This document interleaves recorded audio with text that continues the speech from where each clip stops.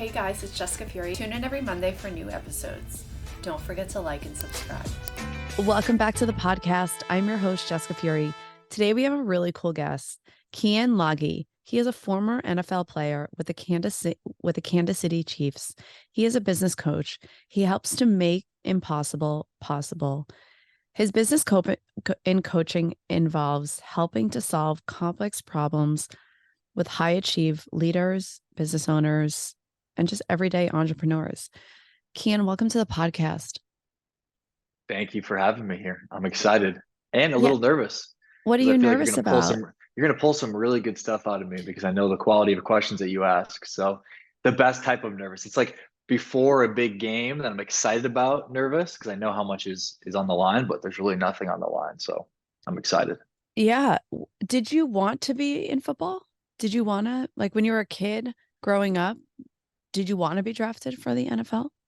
Oh, it was all I wanted. When I was 10 years old, I drew a picture in third grade of me playing in the NFL. And believe it or not, my third grade teacher reached out to my mom after she found out and said, I thought it was funny when Keyen did that, but he did it. So since I was 10, it was something I was, if you want to say manifesting into my existence.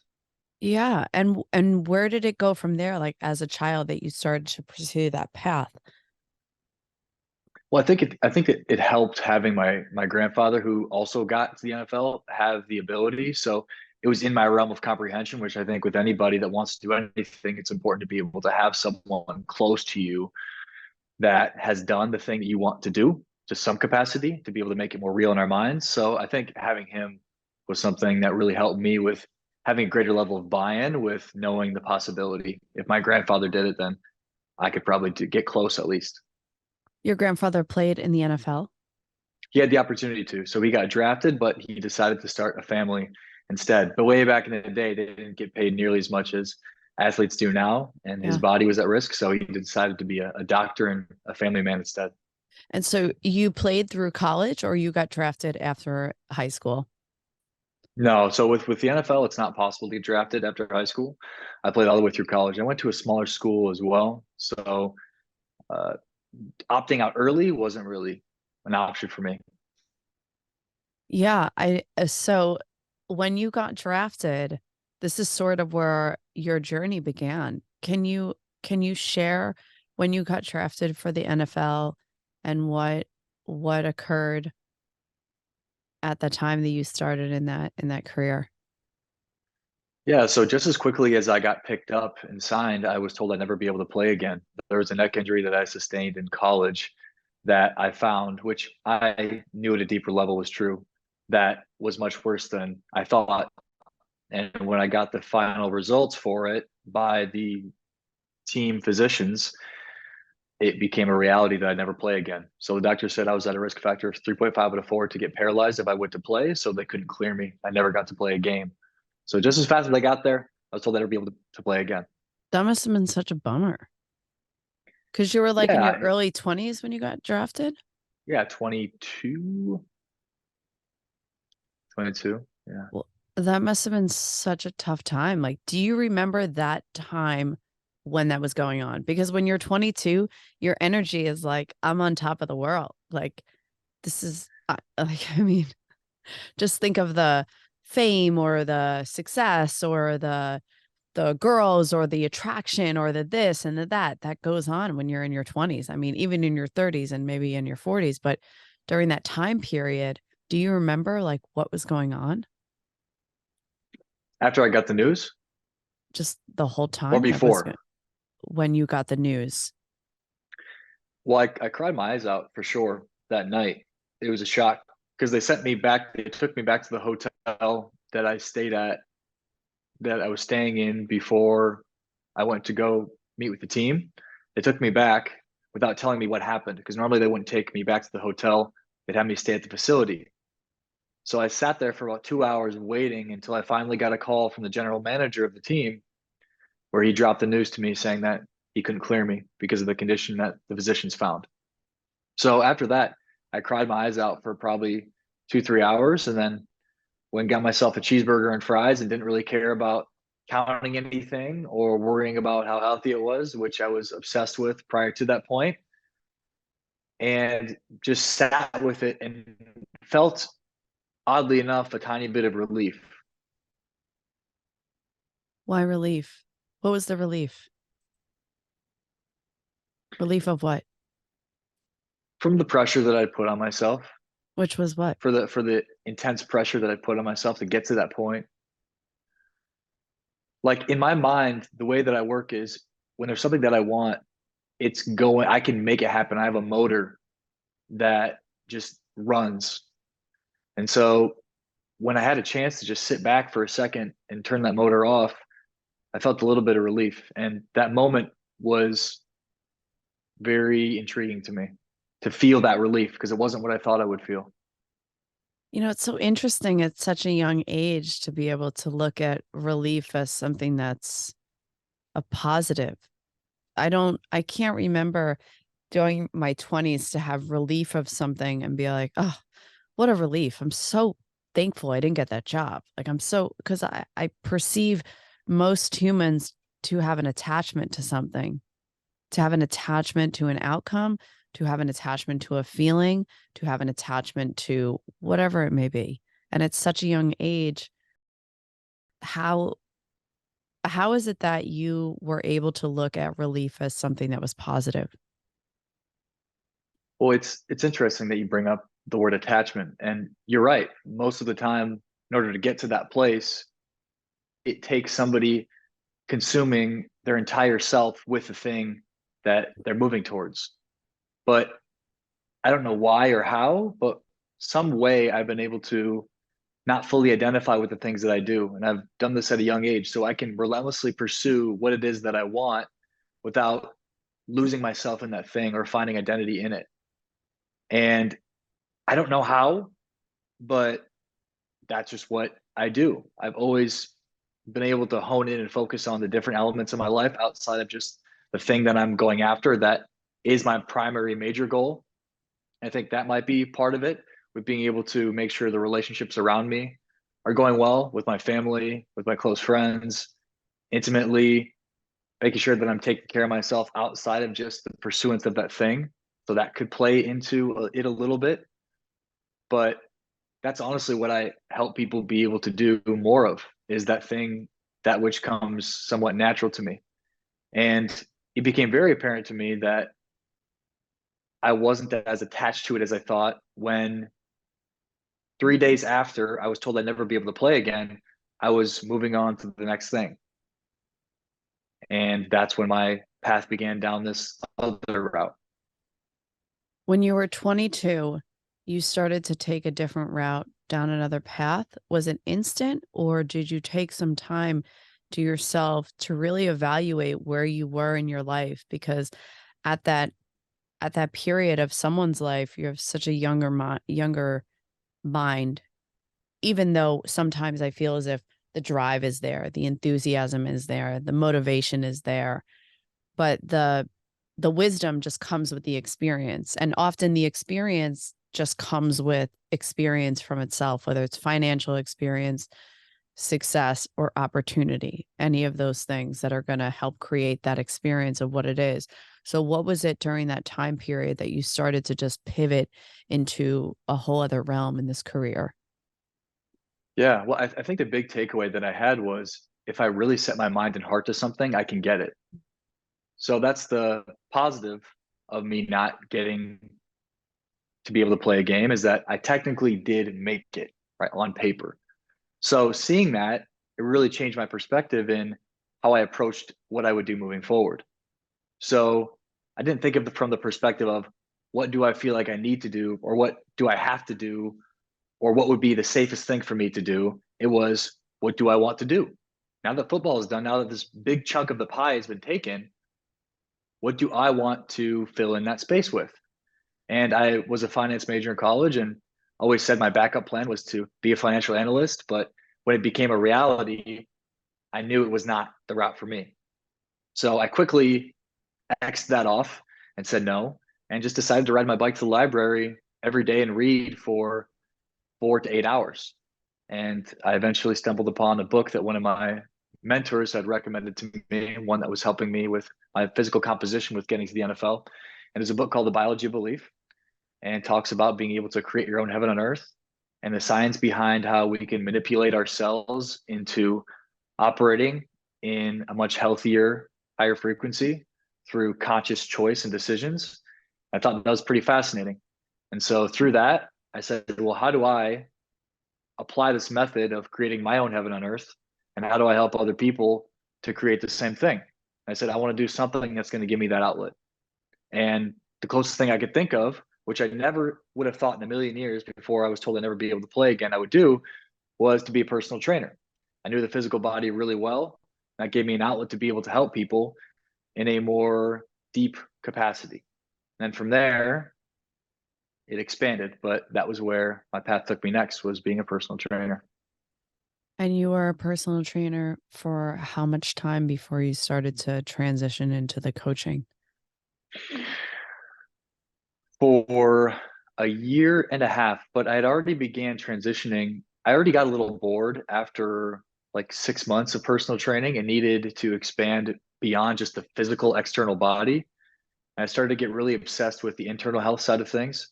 So I transitioned into helping people with autoimmune conditions and digestive disorders due to me fixing some of my own issues, which was gas, bloating, heartburn, issues with constipation, that kind of stuff. I wanted to figure that out for me.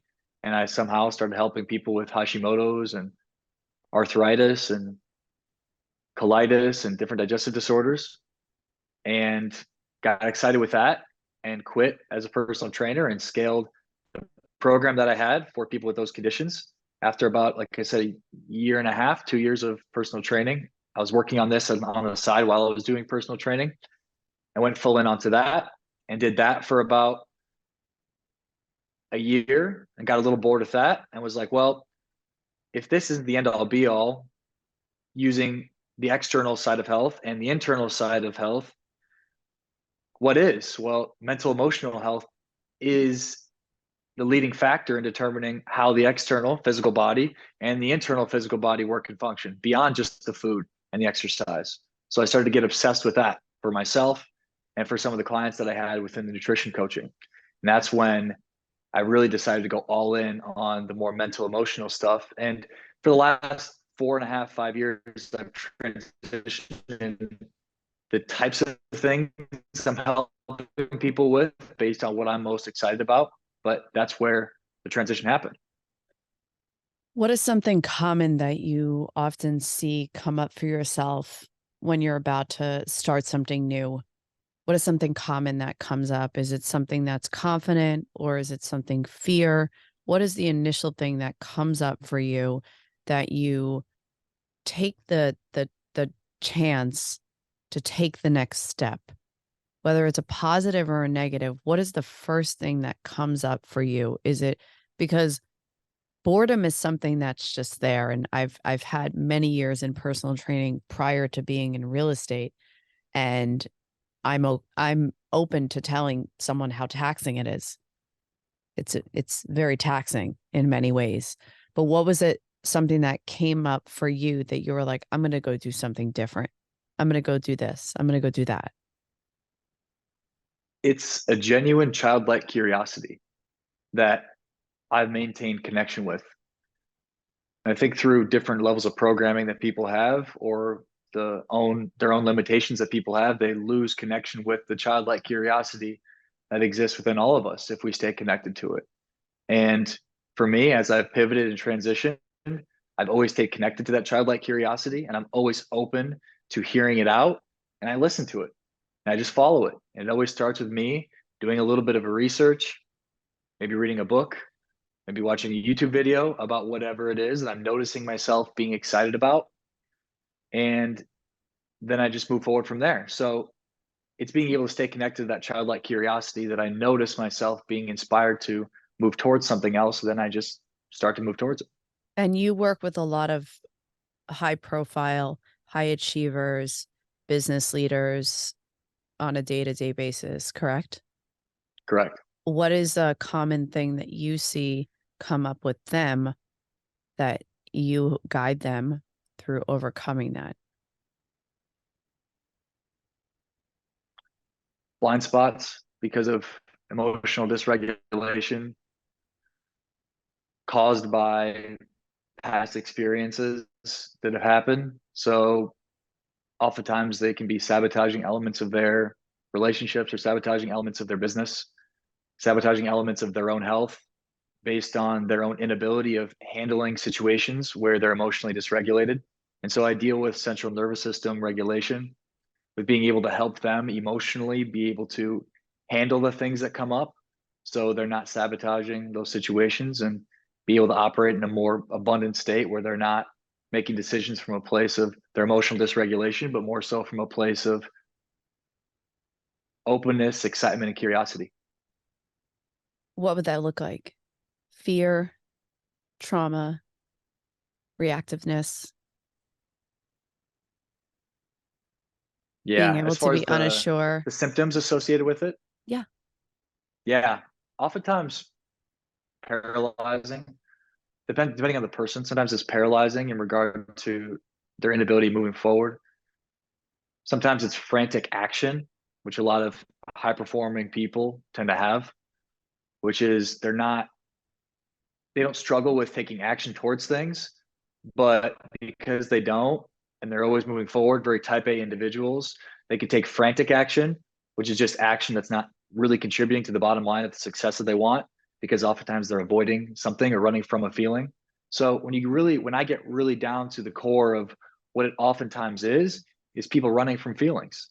They're running from not wanting to feel something, whether that's failure or embarrassment. we go in and I go in and help them be able to process those emotions and get comfortable with those emotions so they're not taking actions to not have to feel them. And so oftentimes if you are finding yourself paralyzed or you are finding yourself taking frantic action that you're not really knowing why you're doing the things that you are, but you're just doing it because that's what you've always done, is just do a lot of things. It can be because you're running from feeling a certain emotion. So if you can go in and find the emotion that you're running from, then you can adequately process it and stop taking action or stop not taking action from a place of avoiding the feeling or the emotion. And what is it that you do, that you go in there and you pull this out of them? You're taking it out of them. What is the specifics of you going in there? I don't believe it to be like a one-time thing.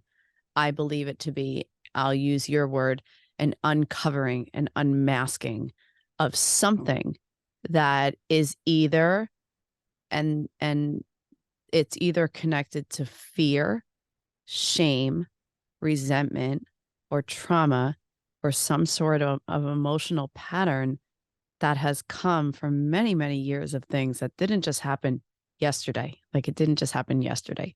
It's been there. Yeah, absolutely. Behind everybody, when you get to the core of it, that is oftentimes those 5 things that you mentioned are what is revealed, for sure. What was the question that you asked me within that? The I question lost I was, track when I was hearing you yeah, speak no, on those things. It was on point. because what is the uncovering? What is the unmasking? What is it that you're going in to pull out of them? What is it that, what, as specific as possible as you can, what is it that you're going in and helping these individuals uncover, unmask? Yeah. Going in and creating a space where they can healthfully process whatever is there, whatever stories are there that are keeping them in that space, whatever they're telling themselves, the lies that they're telling themselves, and somehow incentivizing them in the context of our interaction to really let go of whatever is there. Most of the time, the people that I work with are people that are the people that everybody else goes to. So, not very often are they in a position to fully release whatever's actually there. And I think, due to the nature of the person that I am and what I've done, and me also being someone that operates at a really high level, I create the space for them to feel safe and confident enough to confide in me and trust my guidance. So I think there's a lot that goes into that equation as far as how I get them to be able to open up in the way that they do, and then insert whatever needs to be inserted, the new programming that helps them operate at a higher level. but it's really a process of softening them up a little bit and feeling so they can feel safe and confident in expressing those things to me. Do you tell them to do like workouts? Do you tell them to meditate? Do you tell them to read? Do you tell them to write the feeling that they're looking at and take inventory on that feeling? And then let's come back next week or later on the week when I see you to uncover what that exactly is. What is the specific things that you work with them to do? Nothing. I don't tell them to do anything. Nobody has any specific homework when they work with me. And I think that's a cool part about working with me. I think that's why people do like to work with me, is because outside of the context of our interaction, they don't have to do anything. Now, there are things that come up in the context of our sessions that is inspired action, not based on running away from something, that they will execute, not because they have to, but because they will now that they're inspired to do so. But all of the work is done in the context of our interaction. So from there, it's them just noticing the things that they're doing differently, not having to impose anything upon themselves of the way that they operate. And now I don't really know fully. I have some speculation as to how that works. That could do with energy and frequency and that type of things. But no, I don't have them have to do anything. They just notice the things that they're doing differently outside of the context of our interaction. I think that it's so cool for you to approach it that way. And I'm sure maybe individuals would maybe say, well, what qualifies you to do this work? What qualifies you to go in and do this work with people? What experience do you have with it? And what is the experience that you have had with it that you've had to look at those parts of yourself that now you've healed? And that's my word, is that you've healed those parts of yourself to come out the other side and help others. So your question is what qualifies me to do this? Mm-hmm. It's a great question. I don't really know if I'm well qualified on paper. I mean, I'm a finance major. I've never taken any certifications. Mm-hmm. I've maybe done a couple courses, but not on this work directly. I'd say it's more a gift that I've been able to have from God and be able to harness it and sharpen it based on my own inspirations and the things that I go through and that I'm excited to learn more about. I've had a lot of therapy and coaching in my life, though. I've worked through a lot of things myself. And so I would say that I always will be my number one client. That's why people continue to come back to me in different seasons, because I always find a way to somehow continue to evolve within myself. I'm obsessed with that. That's just who I am, is my own evolution. And so because I'm obsessed with my own evolution, I guess somehow I'm able to help other people evolve and emerge into deeper levels of who they really are as well. So I'd probably say it's a gift of mine that I've been able to harness through following certain levels of inspiration that I have. And then now I think what qualifies me is my insane amount of testimonials. I've never seen anybody else have 60 plus video testimonials of people raving about them in a one-on-one container. So now that I've gotten a lot of real life experience with it, my testimonials and people that I've worked with speak for themselves. He does have a lot of testimonials. I've seen him. And he has testimonials on his website you guys can check out. But I think I'll use myself as an example. I am changing. I have changed career paths. And I'm using myself as an example because I'm just going to create a scenario around someone that you would work with as a client and someone who is newer in a business. And I know that, and I know that a lot of underlining things that people do comes from a place of fear or not being enough, not being worthy enough, not being successful enough, not being this enough, not being enough of something. And I don't always agree with that, though. And why? Because oftentimes it's really an absence of knowledge that they attribute to not being enough, because they don't know any other answers. And now I think there's a unique equation that goes into someone being receptive to truly hearing something and not just listening. But what I've found through my experience oftentimes, because when people say that they don't feel like they're enough, I don't believe them. And through not believing them and helping them not drop down into that space of not being enough, I somehow am able to give them the knowledge and understanding that they need to be able to move forward in what they want. Because it's really just programming oftentimes. It's what they've been taught that prevents them from going after getting what they want based on their own life experiences that they can chalk up to not being enough. But in reality, it's just responses to their past life experiences. Mm-hmm. So if we can go in and process through some of those life experiences that told them something other than what they needed to do to get what they really want, Mm-hmm. and then plug back in Mm-hmm. the proper knowledge to get them what they want. And it doesn't have to be as heavy of a thing, because I think that can be really heavy. I think it can be a little lighter than I think a lot of the mainstream spirituality or coaching can make it. Yeah. But you disagree, hit me with that. I mean, I still do think that it is an underlining thing, that it's an emotion that's underlining that does come up for people because they may be up against patterns that have been, maybe they were born where people were saying things to them. Not every person is grown up in a healthy relationship. Maybe they got into an intimate relationship where the partner wasn't as supportive or as open to hearing them in a way as that's been healthy. But going back to using myself as an example, I've had to, I'm an avid meditator, and I talk about it openly on my podcast because I don't speak about the amount of like healing work that I've done around it. And I do use the word healing, but I have spoken about it openly because I do believe that when people take that approach to whatever it is that they're trying to do, they will uncover parts of themselves that will increase confidence. It will increase success. And a person who is making a 180 in a career change, one of the things that I've had to reflect and identify is changing the perception of work that other people have seen me do in a whole other world of doing something differently, and almost having to separate something within myself that I'm trying to leave. And I know that because I speak about it openly, something that I'm trying to exit. And because it's providing something for me in my life right now, how is it that you work with individuals like yourself? I'm a very highly motivated female entrepreneur, a business owner as a woman.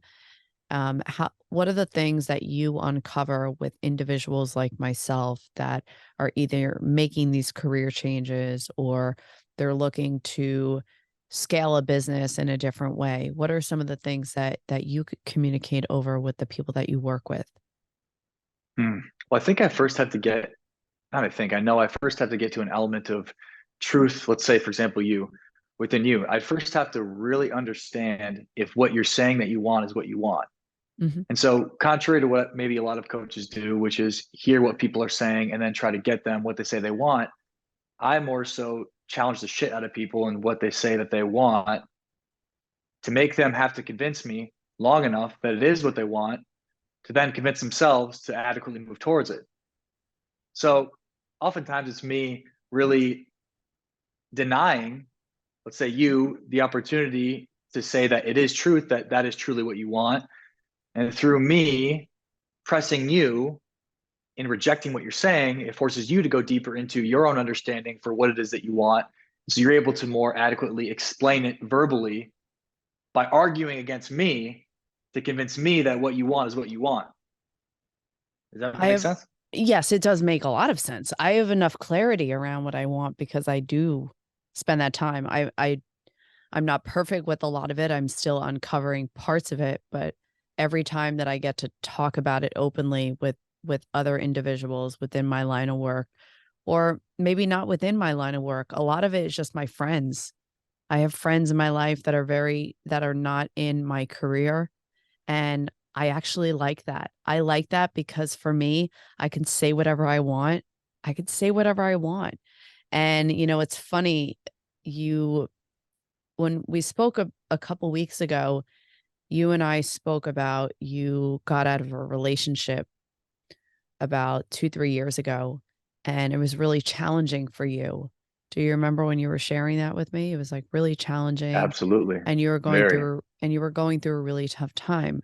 Now, it sounds as if that you were still doing this work within that time frame of this breakup going on, right? What do you mean when you say this work? Like while I was working The with coaching, people, I was the still business. going through. Yes, until the breakup happened, and then I intentionally took a month off and away and fucked off in Brazil. Like fucked off, you just going out there and just having sex with like random girls.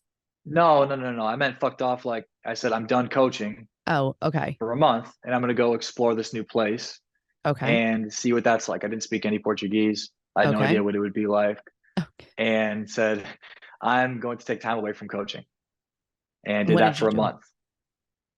It's a great question. I went to the beach a lot. I tried to learn the language. I worked out while I was there because I wasn't doing social media either, and I told everybody close to me that didn't want to. There's no communication at all. I needed a complete reset and to be in my own space, my own energy for a full month. But then after that month, I jumped right back in. What was the understanding that you started to have? Because I know I love that you do this line of work now. What was the understanding that you started to have about women? After working with a lot of women, Mhm.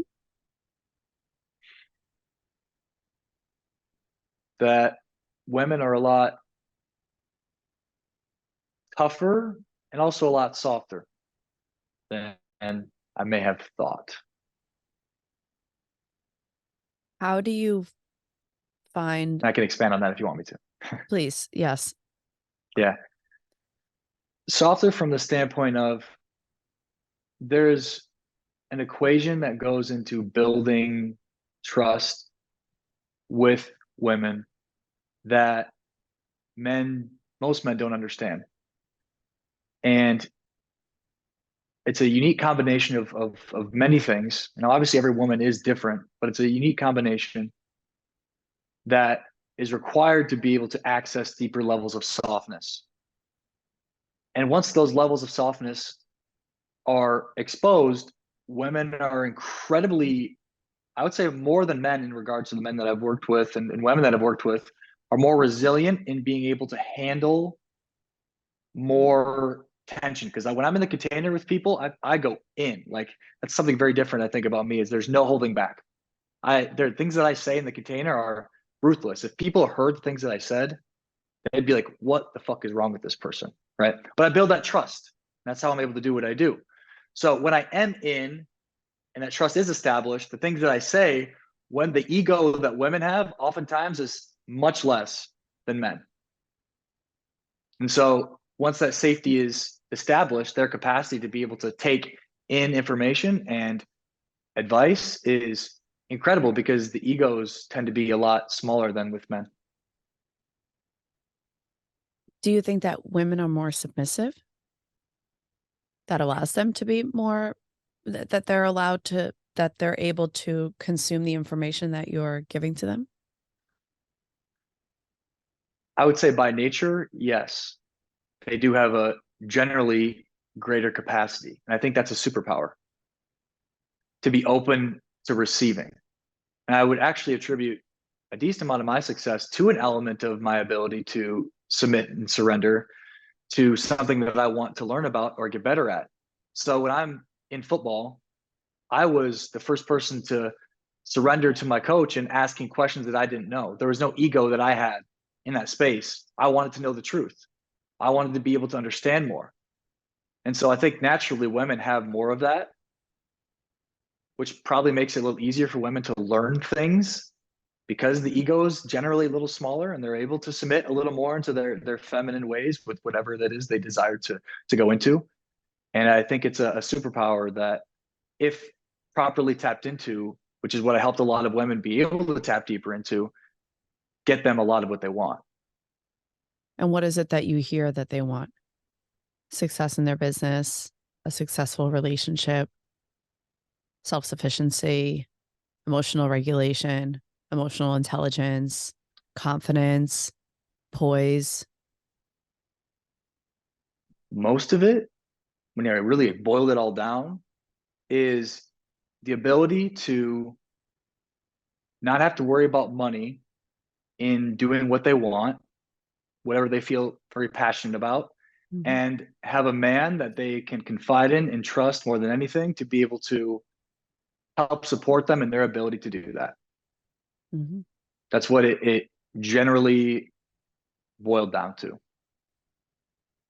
And what is a limiting thought, belief, energy, anything that you see that's common in women that comes up? So they can't trust men. Oh, And whether that was with their dad or yeah. the male figures in their life, Yeah. or because of accumulation of past experiences with Yeah. men, that it all boils down to this absence of trust. Which I think oftentimes with women, I had a conversation with a friend the other day about this. Female friends oftentimes give the worst advice. And I find that a lot of women aren't held accountable for their own mistakes and mishaps. And so it's at their detriment that that happens. And so being able to go in and adequately say, hey, this is your part in the equation. It's not just these men. There's things that you're doing and the way that you're thinking and the way that you're functioning that are causing this to happen. I think I did have a very unique way of doing. And that's why I found that these women were very open and receptive because what I was saying was true. So it's being able to shift their relationship with men, which oftentimes has caused them to overcompensate in embodying more of a masculine way of being, where they're a little overly self sufficient in a way that repels a more masculine man that they desire. Because a man strong in his power, most of the time, is not going to compromise on the leadership role in a relationship dynamic. And so being able to help them nestle into a place of being able to trust a man that truly is operating in a divinely powerful place, they can nestle into that safeness within themselves to be able to be the woman they really want to be for the man that they love. Do you think that working with men, you see that that they're intimidated by women who are self-sufficient? No, because as men that, and keep in mind, self-sufficient is different from living in a place of constant drive toward what they want, neglecting the soft, intimate side of a relationship. So a woman can be self-sufficient and pay her own bills, but there's a difference between that and living in a masculinely driven state that a masculine man on his path and purpose doesn't want or desire. What does that look like specifically? Because self-sufficient, Not being able to lead. Yeah, go go ahead. ahead. No, go ahead. Go ahead. No, what were you going to say? I was going to say That could help that, me. yeah, because when you said that, that men, um, excuse me, men have leadership skills that I feel as if that are a little bit more defined than women because of just men have different traits than women. And how I define self-sufficiency, because I connect to this on a day-to-day basis through meditation and through conversation with some of my closest girlfriends, is that for me, I define self-sufficiency as physical, financial, spiritual, mental, emotional stability, all of those things. To be able to provide those things all for myself. I can always show up for a partner, but I need to meet my own needs. I need to meet those needs. And that's just been through my own experience, through relationships, knowing that either giving your power away, not being strong enough, emotionally strong enough, not being able to emotionally regulate your own emotions and reactions to things. Yeah, And I hear what you're saying, but there's an issue with the modern day woman that she becomes so inundated with fulfilling her own needs that she loses touch with the nurturing element that makes her woman. And men that are pushing and making things happen and know how to live in a place of masculine drive, mhm, they don't want to be around energy that is absent of the nurturing essence that women inherently have. And so in the process of becoming immensely self-sufficient Mm-hmm. and independent and Mm-hmm. catering to her own needs, Mm-hmm. she loses touch with what is the beautiful thing that makes her woman, in that she has an incredible ability to have a very tuned in perspective of where the relationship is really at, contrary to men, and have a level of love and care for children that men don't have the capacity for.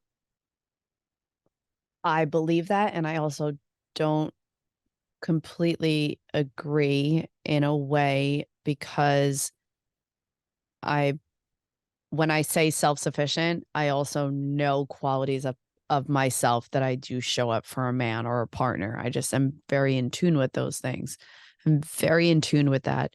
And I do know from my own conversations with friends of mine that maybe that they were all in different places and maybe they're single, but that I do know that they do bring specific traits in that Would way. you be open to going into your own specific situation? Because I feel like you're kind of dabbling in talking about yourself, but I'm also kind of talking general, and I want to be able to be more specific based on what you're experiencing. So I'm talking generally, and then you're talking about your personal experience, Yeah, and I yeah, want to yeah. get on the same page. So Yeah, if you yeah, want to yeah. do that, let's fucking do it. I'd love to if you're open to it, but I want to make sure that you're open to it. But the general thing is I I bel I can only answer from my own experience, and like, yes, I know that women are very nurturing in ways, and I do know women that are very like, they're very scared, or they're very not wanting to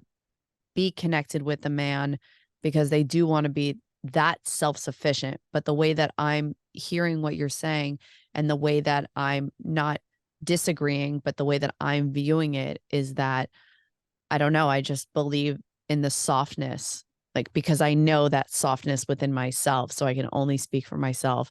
I don't necessarily want to speak too specifically about my situation. Like, maybe I would be open to doing that, like, off of my podcast. Sorry, guys. Yeah, of course. It's just sorry, guys. Like, it's lit. Like, Christian would definitely love for me to do it right now, but it's not happening. And maybe like two people that listen to my podcast that know, but I don't think that I want to like open up in my experience. But I do share, like, I've had a relationship with somebody in my life who is very near and dear to me, and I love them so much. I have a lot of emotions that I'm still working through. That's really making me take care of me, because of the emotion that I've had to experience, and the emotion of not being with this person, not knowing the outcome of my relationship with this person, sometimes not feeling safe, not So not a very pleasant experience, that I think relationship that you're referring to, that you've what had to. I would say pleasant. I mean, in some aspect pleasant. I would say that maybe it's more of like I just am very connected to my own healing, and that healing is being seen and feeling safe and being able to say something and know that when I say something, it's going to be heard and respected, as opposed to being put down or discarded. And when Yeah. I view a man and a woman, when I view a man and a woman in a healthy relationship, I may not agree with every single thing, but I hear you and it's respected. And that's the way that Mhm. I am starting to see healthy relationships. And is that something that you see? Is that something that you have in your experience with your fiance? Like, what is it that, now working with men on the other side of your business now, what is it that you see with them? Well, if you don't mind, we could finish up Sure, with women here. sure. And oftentimes what I see, and this is men and women, but because there's a lack of understanding with true value systems and what a woman might want and her overall barometer of what a good man is, she'll then bring a man into her life that's destructive, that she then responds to that in a way of thinking that she has to change or be more of something that she inherently isn't. But that's not true. She doesn't have to change the essence of who she is. It was just her barometer for who she was attracting bringing into her life was wrong. And so this is oftentimes what I see with men and women, but in particular, we talk about women. The women that I'd worked with is they take on these adaptations to a certain situation, but it wasn't who she was that was the problem. It was the barometer that she had in her radar to determine what was a good man and what isn't. And so most of the work, a lot of the work that I did was being able to rewire that barometer to be able to understand, okay, what truly is safe and what is just my programming responding to that I feel attracted to. Mm-hmm. Mm-hmm. Mm-hmm. I agree with you. I agree with you. And that is where patterns, trauma, just the combination of what feels normal, what feels comfortable, what is maybe what not you specifically, but what somebody has grown up with, those emotions. And I mean, I'm connecting to those things in my own life on my own time because I just am into it. I'm very into it. And I don't, I would never put down in anything because I grew up in, in a very in a very healthy in somewhat I was able to get things that I needed in one form or another. I may not have gotten the emotions that I needed to get that sometimes I hear, but I'm an adult now and I'm okay with that. I'm okay with that. Like for me, I'm okay with it because I have my own path and I have my own way, but I am just observing it from a place of a relationship standpoint to be like, okay, that I noticed that I do like to have that emotional connection with a man. Like, I know a lot of people, they have those emotional connections with their parents and mine's very different. Doesn't mean that I don't love them less or love them more. It's just and now how I show up. And I in that form, I show up in a more loving way. When it comes to my parents, I show up in a completely loving way. I show up in a compassionate, empathetic, loving way because I just do. I choose to make the choice of seeing them as somebody that I love and I give back that love. And that's the way that I just have been approaching those things. But when you mentioned before we came on the podcast that you're now working with men, now switching it to the other side, what is the things that you see with men that commonly show up or commonly show up in relationships with women?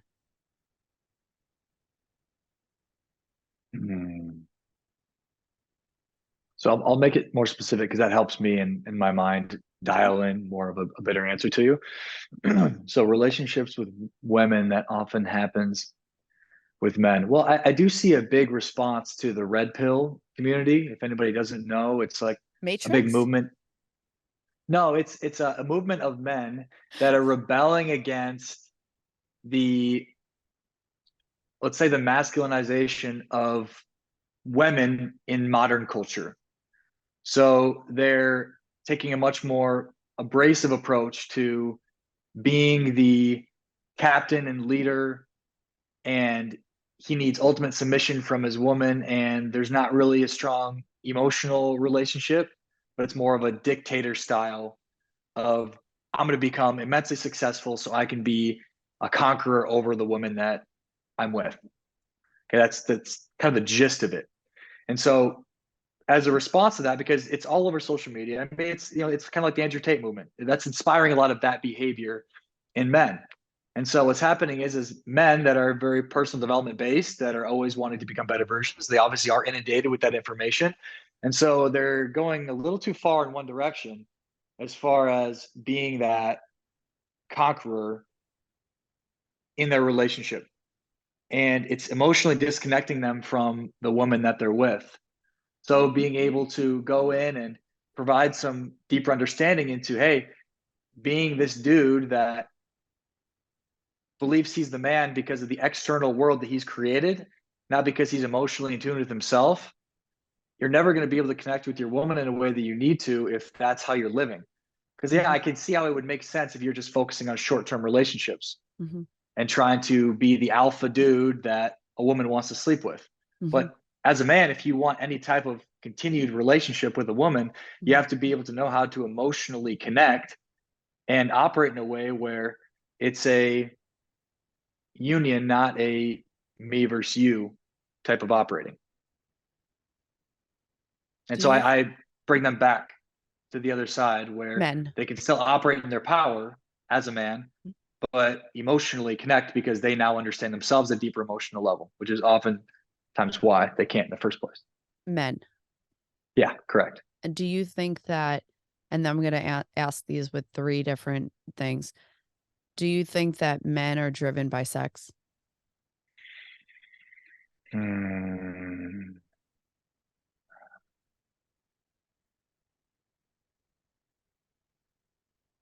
I think men are driven by sex.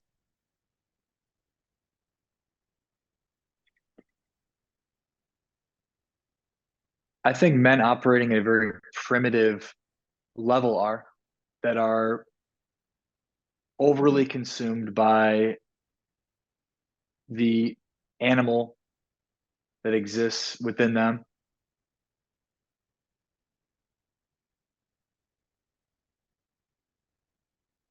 But not all. Do you think that I men are think if a man is connected to a greater power within himself, a divine path that he has in his time on earth, that becomes a greater priority, not so he can get laid, but so he can fulfill the mission that God has placed on his heart. And I'm not saying that that man can't also be a sexual being, but I think there's a different way of operating that exists beyond the primitive desires that we have that in a we can healthy be way? in touch with. In a Correct. healthy way. Correct. I think a man that is not connected to his greater path is obsessed with the pursuance of sex. Do you think that men are driven by power? Hmm.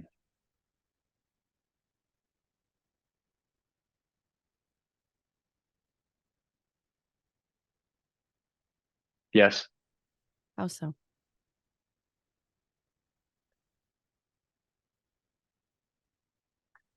Well, I believe how we're fundamentally created as humans and why we become the, do you want to say, supreme species, like the ruler of the world per se, and over all other animals, is our unique ability to move forward and expand and constantly evolve.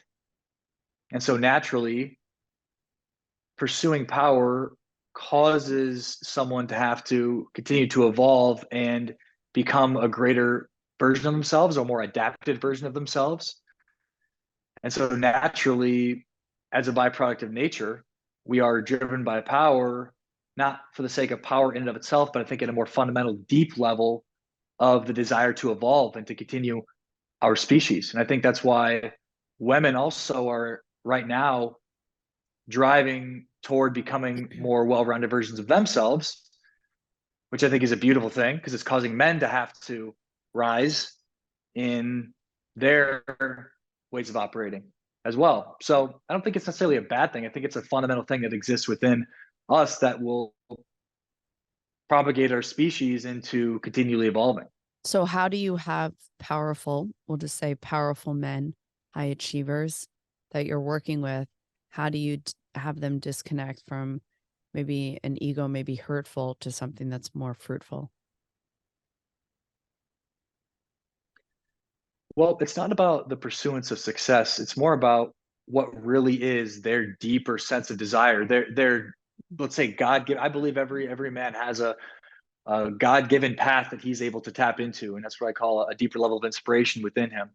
And oftentimes, the successes that men have is not because of a deeper divine calling within them, but because of a lack or a desire to gain approval from someone that push them down the path that they're on. So I believe success is a beautiful thing that every man should pursue, but not at the expense of the path that he's following.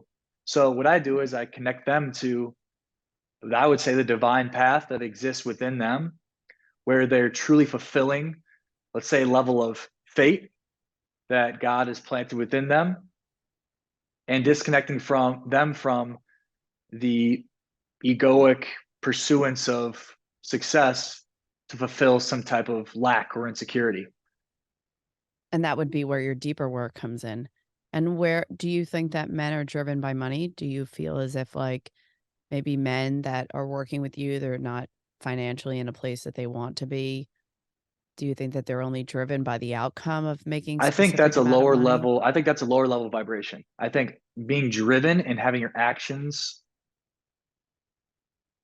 be happen because of like driving towards money, I think is a lower vibration that's operating from a place of disconnection. Money is just a currency that exists as a byproduct of taking specific actions. And I think it's very limiting from the soul standpoint. So what's honestly impressive to me is someone that's able to connect to their divine path and make a lot of money doing that. And so I think that's not impressive, the pursuance of money and making money, because it's only fulfilling one element of their life's path. So I think it's kind of weak to be ran by the pursuance of money. And if somebody's not working with you on a one-to-one basis, whether it's a man or a woman, what would be a specific thing? And I do want you to be specific. What is a specific thing that you would invite someone to do on a day-to-day basis that would connect them into those things, whether it is a position of power or success or money or a woman feeling more complete, more whole? What would be something that you would ask someone to connect with on a day-to-day basis? What would that be?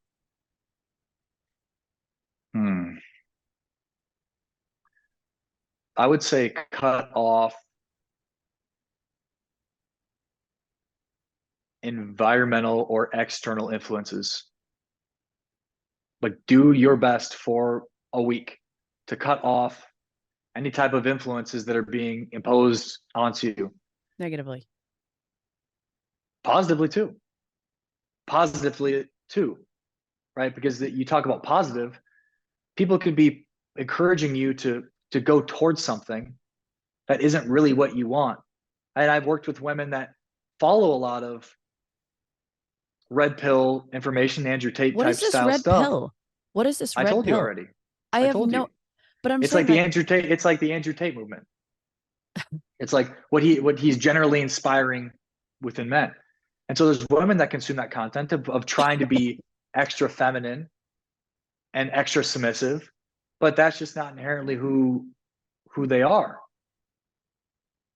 They're not that way and in that their would be inherent a whole, operating. yeah, and that would be a whole other conversation of sometimes I think that Yeah. women maybe take that route because they think that they'll be able to get all those things from men. And then it's like, Well, it it's wasn't necessarily that. It was more so that she was just feeling a lot of shame surrounding how she was. So we just had to release a lot of the external influences that were imposing onto her how she was thinking she needed to be.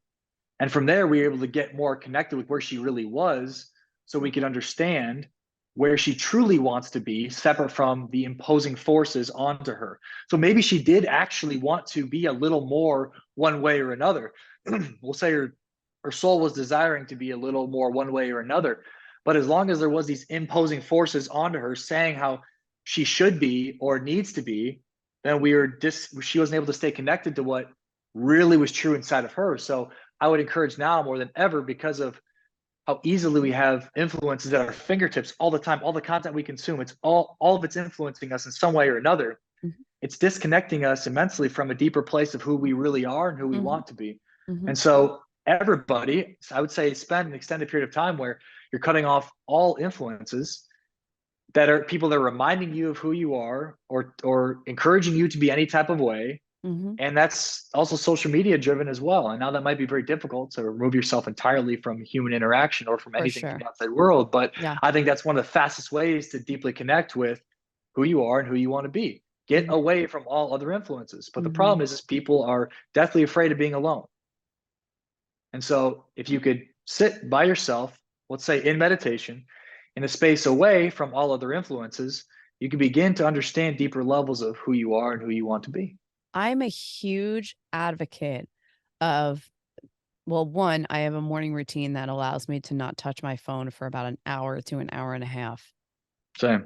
And another one is, and I talk about this on other episodes, it's like to disconnect and disassociate for at least a half hour a day, because it's like half hour, that's 30 minutes. Sometimes you sit in LA traffic longer than 30 minutes. But I just think that like, and when you said to sort of like disconnect, where it's like some people have families, they have significant others, they live with partners, they have a team of people, they're a business owner, they have clients, they have this. And I think that's where when you do start small with half hour, 45 minutes, like it really does connect to that internal place. Can you share, let's just say in like less than 142 characters, we'll do like a Twitter thing of your business module, what would that be?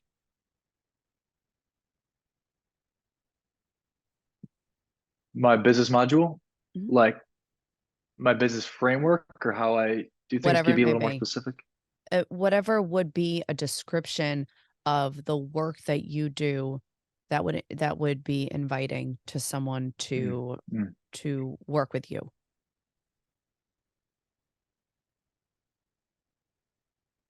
Well, I say I'm the person that gets people what they really want, and I connect them to the path that is uniquely fit for them, that will ultimately lead to the greatest level of fulfillment within themselves I think that's and such a earthly cool, success. and I think that's such a cool gift to be able to like give back to others and be in service. And I just feel like so thankful. I mean, I was There's nothing introduced. better. Yeah. There's nothing else I would be doing. That I have the most incredible life in the world, being able to do what I do. It's fucking unreal. I still Oh, can't believe I get paid to do this shit. that's amazing. I It's mean, amazing. guys, I was one of my peers knows Keyen, and he was like, you have to reach out to Keyen. He's so into personal development. He's so into all the stuff that you talk about all the time. And I would honestly say, like, I learned so much from even having him on like today's episode. And I'm so thankful that you're here and I was able to connect with you. I like to ask all my guests 3 questions before that they leave. What is a non-negotiable in your morning routine that sets you up for the day? Mm. Well, first thing I want to say thank you for all your kind words. I really appreciate it. And this has been an absolute pleasure being on here with you. You're so lost in the conversation in a beautiful way that a lot of hosts don't have the capacity for, because they're so in their head. And so I really appreciated your ability to be able to be so present. And I'd say that's probably the fact that you put so much intention and attention into being able to operate in the present through your practices. So it's a testament to the things that you do. Thank you. So thank you also for being able to be so present with me and facilitating such a great conversation. Thank you. But to answer your question, I don't know if I'm the right person to ask, Ian because is going to promote the fuck out of this episode and he's going to promote this podcast and what morning is, routine, yeah, I don't I have a kind of I have a unique perspective on morning routines. That for me, a morning routine is simply a series of maybe one, two, maybe three things that put me into a state of excitement. And so every season of life, I go through different things that light me up. So when I lived in Brazil, what lit me up was taking a walk on the beach, having an acai, and dancing to a song that I really liked. And that's what put me into a great state to jump into my calls. So what I do is I tune people into what's exciting for them right now. Like, what are some small things that feel exciting or put them into a good state that they implement in the morning? Because I don't like it to be too overbearing, or I don't like it to be too disciplined, I should say, but more of what feels inspiring and right. And maybe that is meditating for 20 minutes. Maybe that is journaling for 20 minutes. But oftentimes I hear people that come to me that are very into the personal development space, doing those things, but they're doing them because they're telling themselves they have to do it. And so they're not actually receiving the positive energetic boost that they need going into the day, but more doing it as a discipline for whatever reason they're convincing themselves that they have to do it. So it's more of letting people tune into their own arsenal, me tuning into my own arsenal of the different things that I know are possible for me to do, that I know put me into a good state, and then doing those things. Right now, meditating for 20 minutes in the morning is one of my consistent things that I've been doing. But there's also been seasons where I don't do that. Mm-hmm. Yeah, that's cool. Can you leave the listeners one piece of advice or suggestion that they can apply to their daily routine, their relationship, or their business? It goes back to what I talked about earlier. Take time to disconnect yourself from the influences of the outside world. I'm going to try that. I mean, I try that for maybe 24 hours. What are 3 qualities of yours peers would say about you? Oh, wow. This is a good question. What do my peers say? They probably say I'm very disciplined. They probably say I'm very kind. They'd probably say I'm an absolute savage. Because I can be very kind and disciplined while also being able to fully say whatever the fuck I want to say. So I think the combination of those 3 things is a good summation of me. Oh, where can people find you? Plug yourself. You can find me on Instagram or Facebook. Official Keyen is my Instagram tag. And I'm sure you'll put the spelling of those in the show notes because they're not very common names. My name. My editor and Christian take care of those things, but they certainly will take care of it. And I will make sure that those notes are being noted. Thank you so much, Keyen, for being here. It's such a pleasure. Thanks, guys, for being here. You can follow me at Jessica J. Fury, at Jessica Fury Real Estate. Follow, support, like the podcast, and let me know what you guys think of Keyen's work. And I will set you up with all the information in the show notes. Keyen, thank you so much for being here. Thanks for having me on.